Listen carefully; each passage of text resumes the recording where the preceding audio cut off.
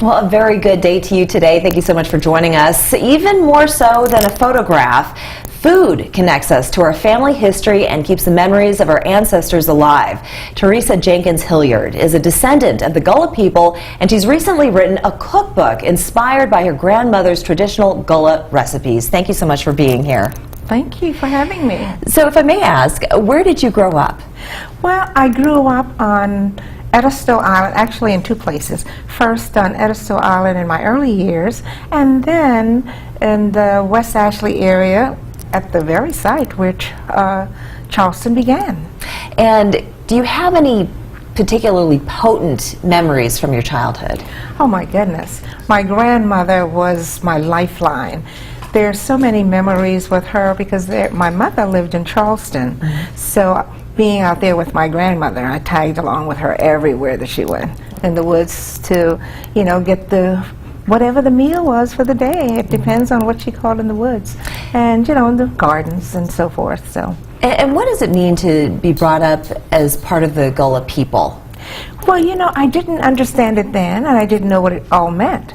But then, as I grew up and found out that this was such a rich culture that I really didn't know a lot about, because it was just a way of life for me. I mean, it wasn't named, you know, Gullah or anything like that. It was just a way of life, you know, a way of living. Oh, that's interesting. And so you also grew up not just with the cuisine, but also with the language, is that right? Oh, absolutely, yes. Do you still speak the language? Yes, I do. Can you speak a few words for us? Well, I'm so glad to be with her today now.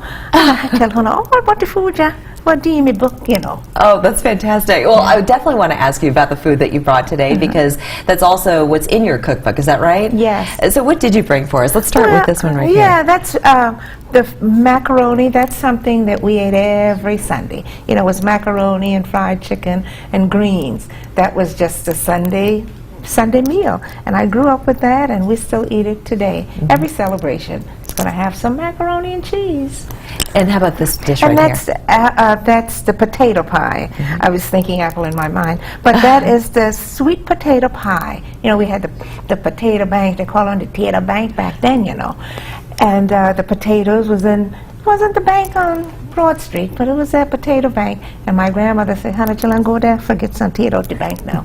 So we would go and get the potato and roast it in the fire, and we just ate a whole lot of it. And she made a whole lot of potato pie, sweet potato pie. And speaking of the ingredients that go into this food, so the ingredients come from just whatever was available to you, to your ancestors at the time. Maybe you can tell us a little bit more about that. Well, you know, in the early days with my grandmother, it was mainly salt and pepper and whatever scallions and onions and things that were available out there on the farms. Edisto was full of nothing but plantations and farm as far as the eyes could see. So and that was only jobs for people out there. So they could bring some of the vegetables home. So we ate a lot of that, and my grandmother, of course, had her own vegetable garden as well. And of course, moving to Charleston, there were a little more things, ingredients available to us. Although, you know, we weren't, a lot of the things that were available to us, my mother didn't have money to buy them, you know, to purchase them. But that basic salt and pepper, you know, was standard. And also something that I've learned through speaking with other Gullah cooks and just Gullah people in general is some of the meat ingredients, which meat was very expensive, so some of the cuts that were not necessarily desirable were being used in the food as well. But then some of that was the most flavorful part of the animal.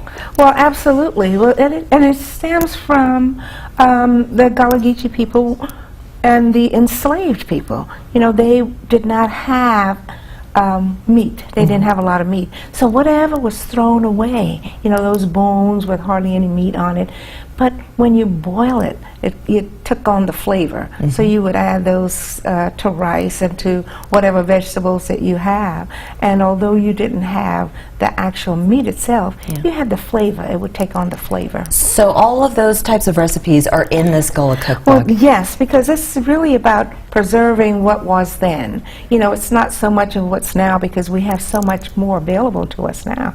So we use more seasonings. We do things, you know, easier. Like True. back then, you know, I had to make the pie crust myself. Yeah. Now I just go to the store and buy a Right. pie shell and make the pie. But it's I not don't as have good. It's not as good. Yeah. But so that's the way things were pretty much in the book, because it's preserving the way things was. And for those new and young, you know, the millennials, they don't know how hard we had it back then. It's true. Yeah, so That this is kind true. of tells them. I'd be remiss if I didn't mention that you were a recipient of President Obama's Drum Major for Volunteer Award. Is that Yeah, right? Yes, yes. And when were you honored with this?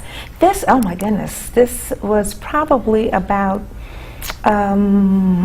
8 years ago. 8 years so. ago. It's been a while. And But this he is was in recognizing- office, or maybe longer, because you know time It slips goes away fast. from you. It goes really fast. But this was in recognition of your volunteer work. My volunteer work. But you're also yes. a docent, and you're a Yeah. storyteller, and you do Yeah. so much, and it's Yeah. been so fascinating speaking with you. So we're going to have all the information on where you can pick up this cookbook. Theresa, thank you so much for joining us today. Well, thank you for inviting me. Appreciate it. We'll be right back.